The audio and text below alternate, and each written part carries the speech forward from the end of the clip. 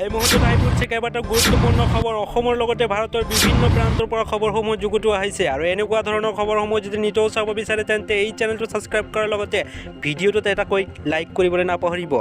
আজিৰ প্ৰথমটো খবৰ হৈছে কোভিড পৰিস্থিতিৰ বাবে স্থগিত কৰা হ'ল উচ্চতৰ মাধ্যমিক চূড়ান্ত বৰ্ষৰ পৰীক্ষা। উচ্চতম মাধ্যমিক চূড়ান্ত বৰ্ষৰ পৰীক্ষা স্থগিত।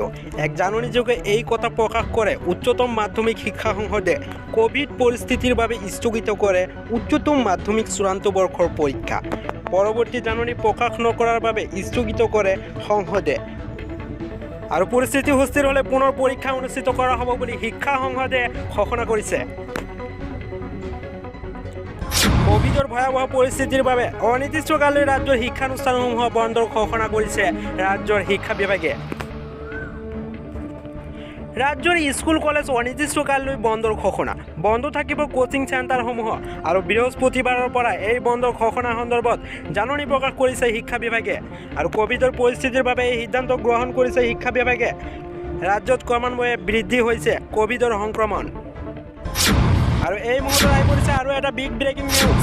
দেশৰ আন ৰাজ্যসমূহৰ লগতে অসমতো কৰোনা সংক্ৰমণে দ্ৰুতগতিত বৃদ্ধি পোৱালৈ চাই ৰাজ্য চৰকাৰে আজিৰ পৰা ৰাজ্যজুৰি 2 বজাৰ পৰা সকলো ধৰণৰ ব্যৱসায়িক প্ৰতিষ্ঠান আৰু 7 বজাৰ বন্ধ ৰাখিবলৈ ব্যৱসায়িক সমাজলৈ নিৰ্দেশ প্ৰদান কৰিছে আৰু সেই অনুসৰি বিটিআৰৰ সদৰ কোকৰাঝাৰ চহৰতো মিনি লকডাউন পূৰ্ণ প্ৰভাৱ পৰা পৰিলক্ষিত হৈছে আৰু চৰকাৰৰ নিৰ্দেশনালৈ সঁহাৰি জনাই 2 বজাৰ পৰা চহৰখনত সকলোবোৰ ব্যৱসায়িক প্ৰতিষ্ঠান 7 বজাৰ বন্ধ ৰাখি মহামাৰী কৰোনাৰ সংক্ৰমণে যাতে আৰু অধিক সংকটজনক নহয় তালৈ ব্যৱসায়িক সমাজে সম্পূৰ্ণ সহযোগিতা আগবঢ়াব বুলি মত পোষণ কৰিছে।